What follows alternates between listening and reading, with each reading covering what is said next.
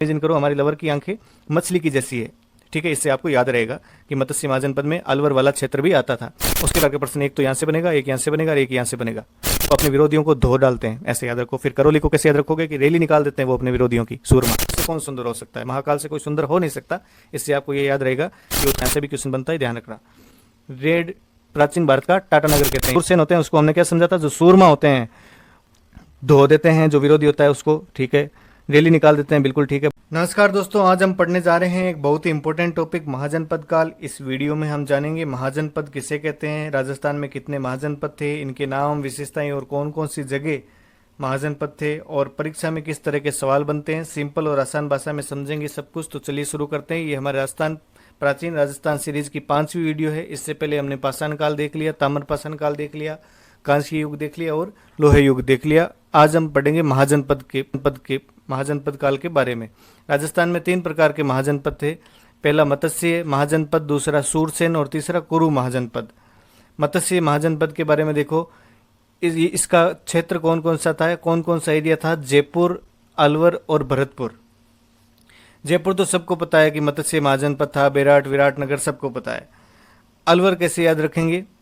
अलवर को कैसे याद करोगे? इसमें लवर को इमेजिन करो, लवर, और इमेजिन करो देखो मत्स्य का मतलब क्या होता है? मत्स्य का मतलब होता है मछली। मत्स्य किसका पर्यायवाची है? मछली। और ऐसे इमेजिन करो हमारी लवर की आंखें मछली की जैसी है। ठीक है, इससे आपको याद रहेगा कि मत्स्य महाजनपद में अलवर वाला क्षेत्र भी आता था। उसके बाद भरतपुर से आप ये इमेजिन करो कि मछली जल से भरी हुई रहती है। मछली जल से भरी हुई रहती है पूरी तरह से। इस तरह से आपको तीनों क्षेत्र याद रहेंगे। जयपुर आपको पता है, अलवर से ऐसे याद रखना कि हमारी लवर की आंखें मछली समान है, और भरतपुर से आप याद रखोगे मछली जल से पूर्णतः भरी हुई है। ठीक है, राजधानी कौन सी है? विराटनगर आपको पता है, वर्तमान जयपुर जिसको बोलते हैं। और राजा विराट ने जयपुर से 85 किलोमीटर दूर इस विराटनगर राजधानी को बसाया था। महाभारत से विराटनगर की जानकारी मिलती है, पहली बात तो ये। दूसरे प्रश्न यहाँ से बनता है कि ऋग्वेद से मत्स्य महाजनपद की जानकारी मिलती है, याद रखना। 4 ऑप्शन देंगे, ऋग्वेद से या यजुर्वेद से या अथर्ववेद से या सामवेद से। तो आपको ऋग्वेद सेलेक्ट करना है। ये याद रखना कि मत्स्य महाजनपद संबंध है ऋग्वेद से। ऋग्वेद से इसकी जानकारी मिलती है। इतिहासकार गोपीनाथ शर्मा के अनुसार महाभारत युद्ध के बाद ये शक्तिशाली हुआ था, और चेदी महाजनपद ने मत्स्य महाजनपद को हराया था।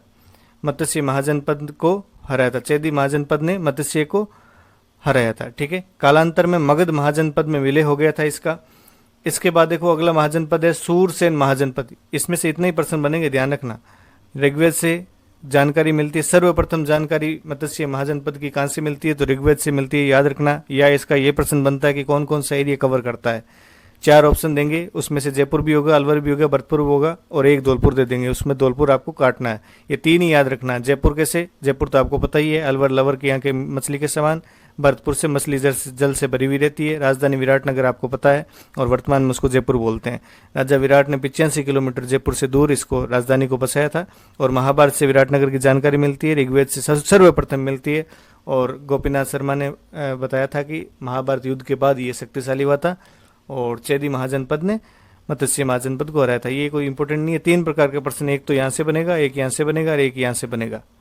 ठीक है, ये भी बन सकता है, कौन से महाजनपद ने मत्स्य महाजनपद को हराया था? तो चेदी महाजनपद ने मत्स्य महाजनपद को हराया था, ये ध्यान रखना। विलय किसमें हो गया था? मगध से। ये भी क्वेश्चन बन सकता है। उसके बाद देखो सूरसेन महाजनपद। सूरसेन महाजनपद का कौन कौन सा एरिया है? पहले तो इसकी राजधानी देखो, मथुरा और सूरसेन। कैसे याद रहेगा कि सूरसेन की राजधानी मथुरा थी? नॉर्मली तो याद रहता है, इसके बाद भी याद नहीं रहता। तो देखो सूरसेन में छोटे ओ की मात्रा, मथुरा में छोटे ओ की मात्रा, इससे याद रहेगा कि सूरसेन की राजधानी मथुरा थी। अच्छा, ये क्षेत्र कैसे याद करें? अलवर में आप ऐसे समझो, देखो सूरसेन को आप ऐसे समझो, सूरसेन से आप ये समझो सूरमा होते हैं ना, वो जो सूरमा जो शक्तिशाली होते हैं, जो सूरमा होते हैं, वो बलशाली होते हैं, वो अपनी लवर को भगा के नहीं ले जाते। लवर को भगा के नहीं ले जाते।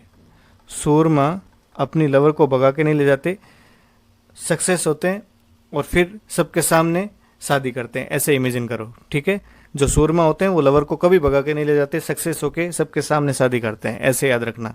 उसके बाद धौलपुर, जो सूरमा होते हैं वो शक्तिशाली होते हैं, वो हर किसी को ही धो देते हैं, यानी जो दुश्मन होता है, जो विरोधी होता है, उसको धो देते हैं। इससे याद रहेगा सूरमा क्या करते हैं, धो देते हैं, दुश्मनों को धो देते हैं। इससे याद रहेगा सूरसेन महाजनपद का कवर क्षेत्र है ये।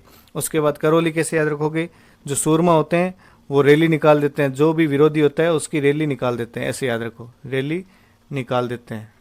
इसको ऐसे इमेजिन करो। देखो अलवर से कैसे याद रखोगे आप, जो सूरमा होते हैं वो अपनी लवर से शादी करने के लिए उसको भगाते नहीं है, पहले सक्सेस होते हैं फिर शादी करते हैं, ऐसे याद रखो। दूसरा धौलपुर है, तो इसको कैसे याद रखोगे, जो सूरमा होते हैं वो अपने विरोधियों को धो डालते हैं, ऐसे याद रखो। फिर करौली को कैसे याद रखोगे कि रैली निकाल देते हैं वो अपने विरोधियों की, सूरमा। ठीक है, तो ये प्रश्न आ सकता है।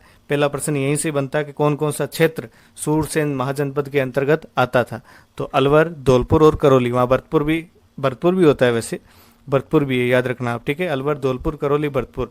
और वहाँ आपको दोसा दे देंगे एक अलग से, तो उसको आपको काटना है। ठीक है, राजधानी मथुरा है, कैसे याद रहेगा, सूरसेन में छोटी ओ की मात्रा, मथुरा में भी छोटी ओ की मात्रा, ऐसे याद रह जाएगा, नहीं तो नॉर्मली याद ही रहती है। और भगवान कृष्ण श्री इसी महाजनपद से संबंधित थे, ये तो आपको पता ही है।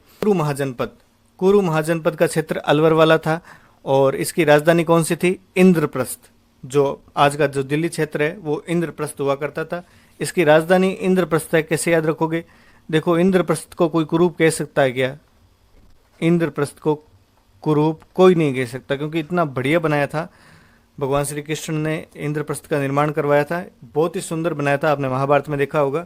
तो इससे आपको याद रहेगा कि इंद्रप्रस्थ को कौन कुरूप कह सकता है, यार ये तो बहुत सुंदर था।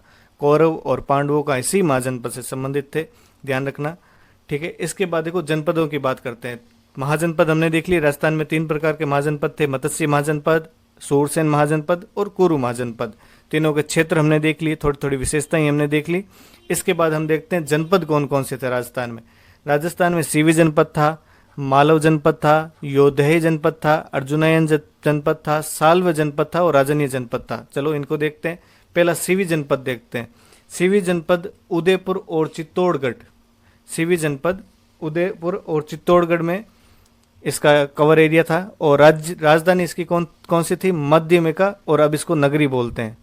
जो सीवी जनपद की राजधानी मध्यमिका थी, अब इसको नगरी बोलते हैं चित्तौड़गढ़ में।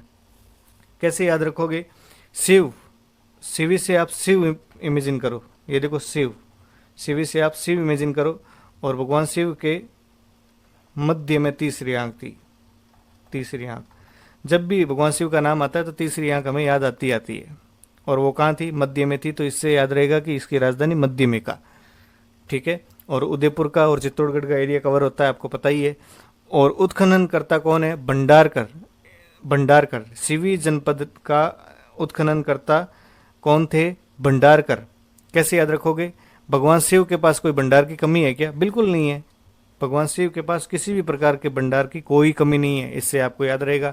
और सौंदर्य यानी सुंदर, भगवान शिव से कौन सुंदर हो सकता है, महाकाल से कोई सुंदर हो नहीं सकता, इससे आपको ये याद रहेगा कि उत्खनन करता भंडारकर और सौंदर राजन। ठीक है, सुंदर राजन कौन है, भगवान शिव, ऐसे याद रखो, उत्खनन करता आपको याद रहेंगे। अब विशेषताएं देखो, सीवी एक प्रकार की जाति थी, और राजस्थान का पहला उत्खनित स्थल है ये, सबसे पहला उत्खनित स्थल कौन सा है। 4 महाजनपद देंगे, सीवी, साल्वे, इस प्रकार से आपको सीवी सेलेक्ट करना है। पहला कौन सा था, सीवी, और भगवान शिव आदि है, आदिनाथ है, तो पहले, ऐसे याद रहेंगे, भगवान शिव आदिनाथ है, पहले हैं। इस प्रकार सीवी जनपद सबसे पहले उत्खनित स्थल राजस्थान का था, ऐसे याद रहेगा। और ये एक बौद्ध केंद्र था, ये भी इंपॉर्टेंट है, स्टेटमेंट वाले प्रश्नों में ये आता है, मल्टीपल चॉइस जब आता है ना, तब ये पूछा जाता है कि सीवी एक जाति थी या नहीं थी, राजस्थान का पहला या दूसरा या तीसरा दे देंगे, यहाँ पे बौद्ध की जगह जैन दे देंगे, तो आपको वहाँ स्टेटमेंट वो काटना होता है। तो यहाँ बहुत फोकस करके आप देखो, ये एक बौद्ध केंद्र था, ध्यान रखना, ये एक बौद्ध केंद्र था। इसका उल्लेख कहाँ मिलता है, महाभारत में मिलता है, अष्टाध्यायी में मिलता है, जो पाणिनि की संस्कृत व्याकरण की पुस्तक है।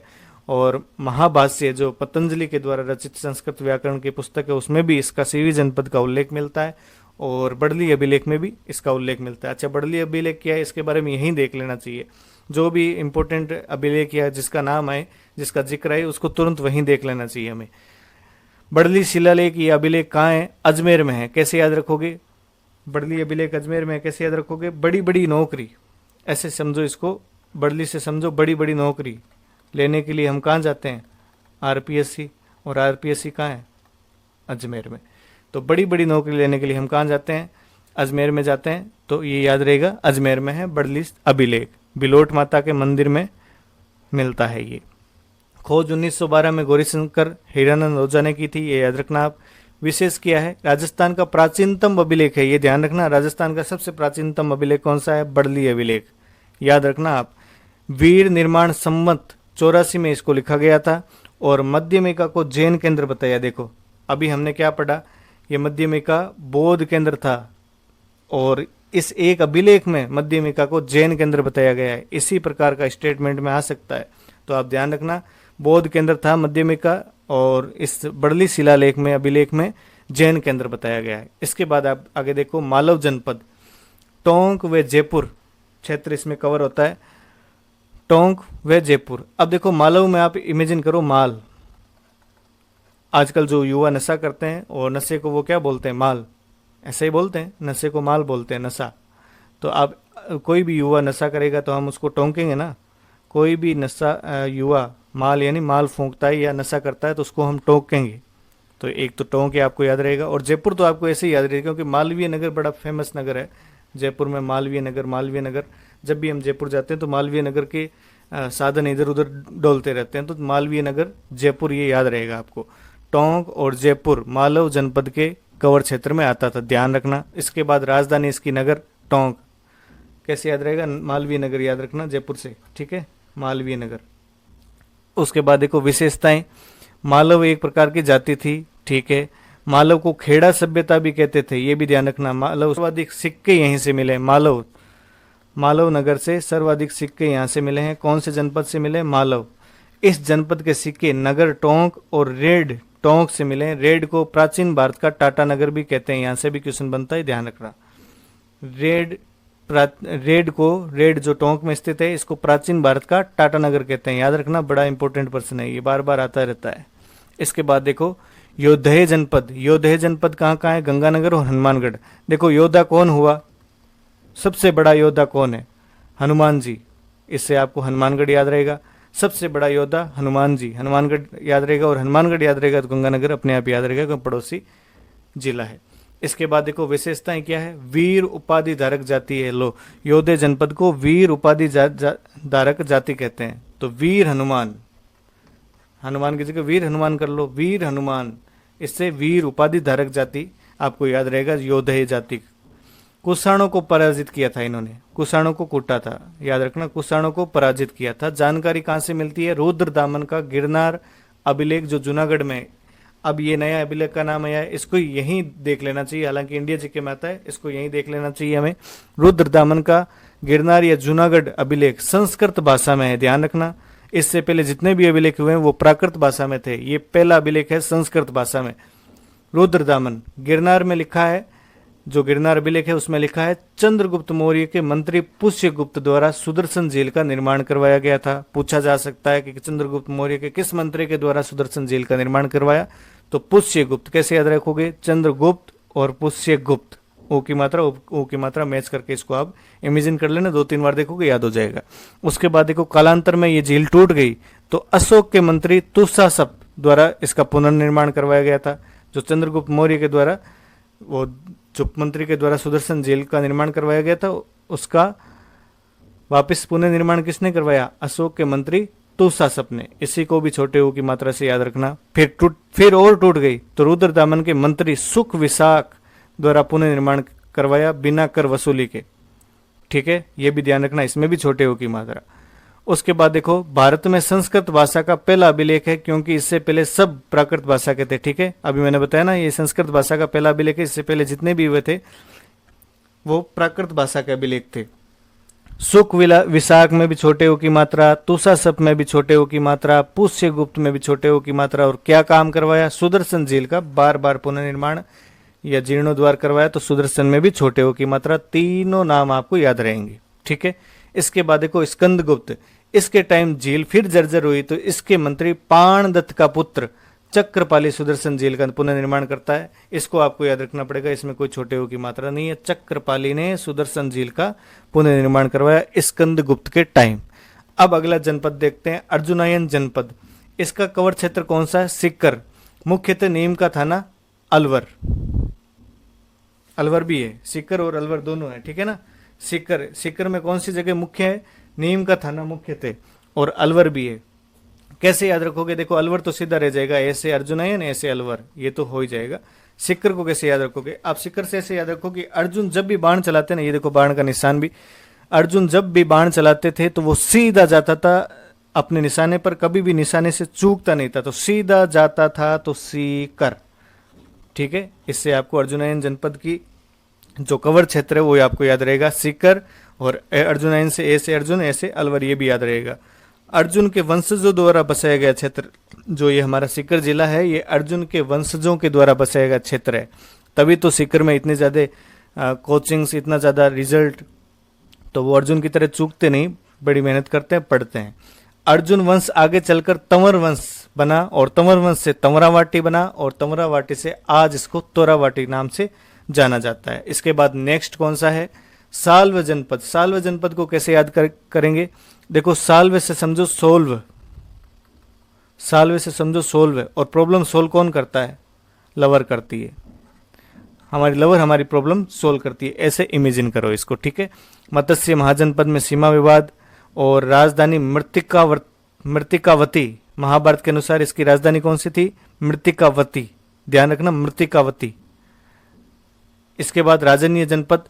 राजन्य जनपद की क्षेत्र कौन सा था? भरतपुर, ऐसे याद रखो, राजा भरत, राजा भरत, राजा भरत, इससे आपको याद रहेगा। राजन्य जनपद का क्षेत्र कौन सा है? भरतपुर, ठीक है। अब इसके बाद देखो अन्य महत्वपूर्ण तथ्य कौन कौन से हैं। जो रेड टोंक है वो प्राचीन भारत का टाटा नगर कहलाता है, तो आधुनिक भारत का कौन सा कहलाता है? तो आधुनिक भारत का कहलाता है जमशेदपुर। संस्थापक कौन है इसके? जमशेद जी टाटा। वो आधुनिक भारत का टाटा नगर है। तो प्राचीन भारत का टाटा नगर पूछे तो वो राजस्थान का रेड टोंक स्थान है, ठीक है। इसके बाद बड़ी पुस्तक का छोटा रूप होता है उसको टिक्का बोलते हैं। कठिन पुस्तक का सरल रूप होता है उसको भाष्य बोलते हैं। और जैन गुरु महावीर की मृत्यु से ये जो वीर निर्माण संवत प्रारंभ हुआ, हमने अभी पढ़ा ना 84वें संवत से बड़ली शिलालेख में, वो वीर निर्माण संवत वो जैन गुरु महावीर की मृत्यु से शुरू हुआ था, ठीक है। भारत की प्रथम नगरीय क्रांति हमें पूछे तो वो सिंधु घाटी सभ्यता है, और भारत की द्वितीय नगरीय क्रांति पूछे तो वो महाजनपद काल का जो एरा है वो है, ठीक है। अब हम क्वेश्चन आंसर कर लेते हैं। कौन सा युग्म सही नहीं है? सीवी चित्तौड़गढ़ में बिल्कुल सही बात है। जांगल देश बीकानेर को, ये भी सही बात है। मत्स्य देश अलवर और भरतपुर को, और ये भी सही बात है। मत्स्य देश अलवर यानी लवर की आंखें मछली के समान, मछली जल से भरी हुई रहती है, भरी हुई रहती है लवर के समान मछली की आंखें, ये ऐसे करके हमने इमेजिन किया था, तो ये राइट ऑप्शन है। अर्बुद देश जालोर, गलत हो गया, ये सिरोही होगा। अर्बुद देश सिरोही को कहते हैं। ये जांगल देश बीकानेर को कहते हैं, अर्बुद देश सिरोही को कहते हैं। ये सब हम एक लिस्ट के द्वारा इसको पढ़ लेंगे बाद में। जो राजस्थान के जिले हैं या राजस्थान के कई क्षेत्र हैं उनके प्राचीन नाम हैं, उनको हम अलग से लिस्ट बनाकर पढ़ लेंगे, कोई चिंता करने की आवश्यकता नहीं है। उसके बाद देखो प्राचीन राजस्थान में मालवों की शक्ति का केंद्र किसके आसपास केंद्रित था? माल और मालवीय नगर जयपुर, ये हो गया राइट, ठीक है। डूंगरपुर नहीं होगा, बीकानेर नहीं होगा, कोटा नहीं होगा, मालवीय नगर जयपुर दिखते जयपुर राइट कर दो। उसके बाद देखो मत्स्य का सर्वप्रथम उल्लेख ऋग्वेद में मिलता है, ठीक है, याद रखना इसका। महाभारत मत कर देना, महाभारत में जानकारी मिलती है लेकिन सर्वप्रथम कहाँ मिलती है? तो ऋग्वेद में मिलती है सबसे पहले, याद रखना। इसके बाद निम्नलिखित में से कौन सा एक महाजनपद राजस्थान में स्थित है? अंग नहीं है, मत्स्य है, अवंती नहीं है, चेदी नहीं है। मत्स्य विराटनगर जयपुर वाला महाजनपद राजस्थान में स्थित है। इसके बाद देखो मत्स्य जनपद की राजधानी थी, मत्स्य जनपद की राजधानी कौन सी थी? विराटनगर, बेराट, इसको बेराट भी बोलते हैं, विराटनगर और बेराट, याद रखना इसको, विराटनगर और बेराट। प्रश्न देखिए, प्राचीन नाम के असुमिलित जोड़े को छांटिए। गंगानगर योधे, योद्धा कौन? हनुमान जी, हनुमान जी के पास गंगानगर भी योद्धा, बिल्कुल सही है। भरतपुर विराट, ना विराट तो जयपुर को बोलते हैं। जालोर स्वर्ण नगरी, ठीक है। उदयपुर सिवी, ये भी ठीक है। इसके बाद अगला देखो, सूरसेन जनपद की राजधानी थी मथुरा, वृंदावन, इंद्रप्रस्थ और कुरुक्षेत्र। सूरसेन ओ की मात्रा, मथुरा में ओ की मात्रा, ये राइट हो जाएगा। वृंदावन नहीं, इंद्रप्रस्थ नहीं, इंद्रप्रस्थ किसकी थी? कुरु की थी, और कुरुक्षेत्र नहीं।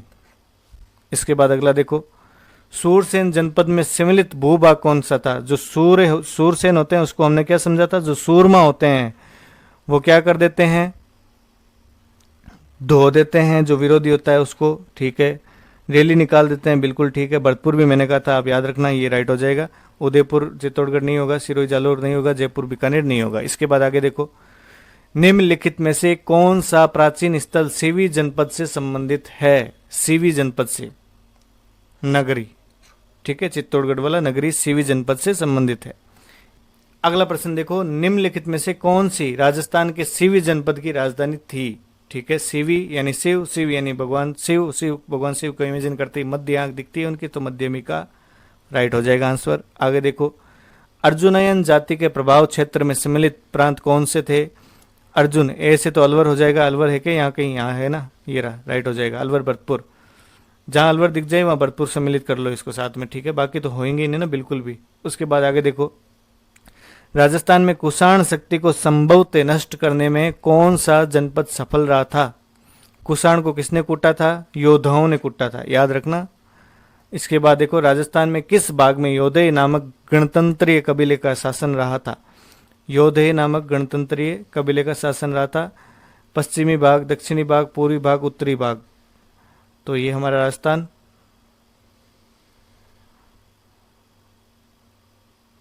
ये उत्तर, ये दक्षिण, ये पूर्व और ये पश्चिम। तो हनुमान जी योद्धा थे और गंगानगर उनके पास में, तो ये उत्तरी भाग, उत्तरी भाग, ठीक है।